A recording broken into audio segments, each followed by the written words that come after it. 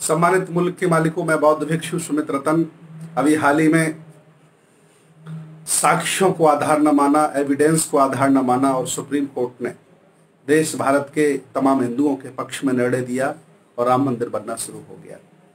जैसे ही अयोध्या में खुदाई शुरू हुई, जमीन समतल की गई, वैसे ही नीचे सम्राट अशोक के जमाने के लाट, तथागत भगवान बुद्ध की मूर्तियां, शिलापट और तमाम पिलर निकलने शुरू हो गए।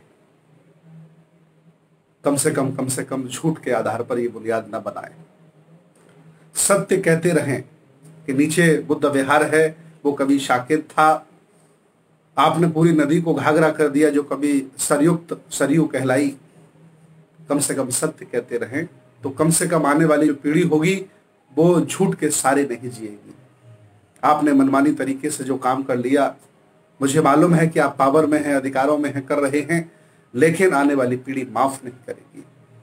ये संप्रदाय बढ़ाने की जो महत्वाकांक्षा है आपकी, ये आने वाली पीढ़ी को झूठ के साथ जीने के लिए मजबूर करेगी।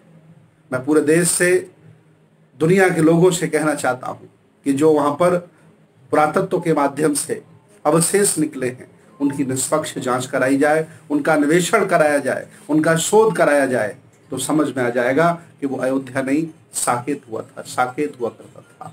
वो बौद्धों की बहुत बड़ी नगरी हुआ करती थी, बुद्ध विहार हुआ करते थे, बौद्ध भिक्षु हुआ करते थे। लेकिन आपको इन साक्ष्यों से क्या लेना देना है? आप आस्था वाले लोग हैं।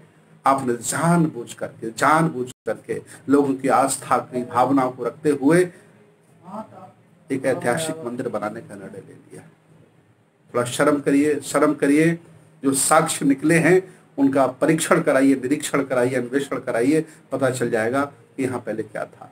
मैं बहुत बहुत मंगल कामनाएं आप सभी लोगों के लिए करता हूँ कि आप लोग कम से कम इस सत्य बात को सुनने के लिए, जानने के लिए राजी हो गए। याद रखना, ये समय समय पर परीक्षण करते रहते हैं।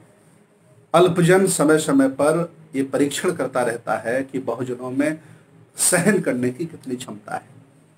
वो धीरे धीरे तुम्हारे अधिकारों को लूटेगा, धीरे धीरे तुम्हारे साथ अन्याय करेगा और आप बर्दाश्त करते चले जाएंगे।